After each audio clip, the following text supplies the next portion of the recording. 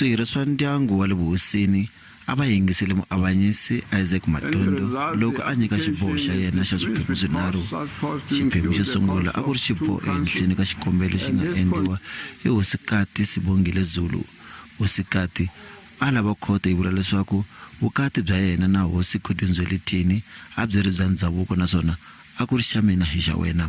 Hosikati a koxa na 50% wa tiphesente ta ndhaka ya le vuhosini. Swikoxo swa yena swi bakanile etlhelo muavanyisi Matondo naswona u ta hakela tihakelo ta khoto.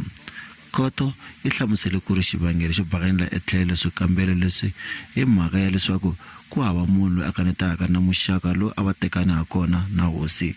Muavanyisi Matondo u tlhele a vula leswaku hosikati timfanelo ta nhundzu ya le vuhosini swi le mavokweni ya hosi.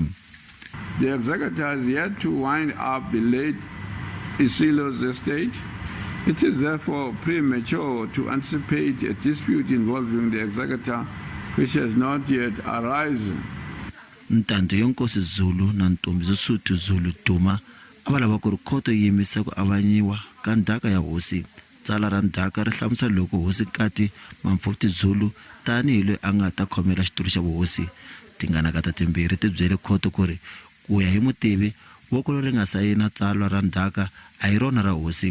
Khoto yi pfumelela no yimisiwa ka ku aviwa ka ndhaka wa le vuhosini kambe u te xiboho xa yena a xi siveli hosi leyi nga hlawuriwa Misuzulu ku yisa emahlweni na ntirho wa yena.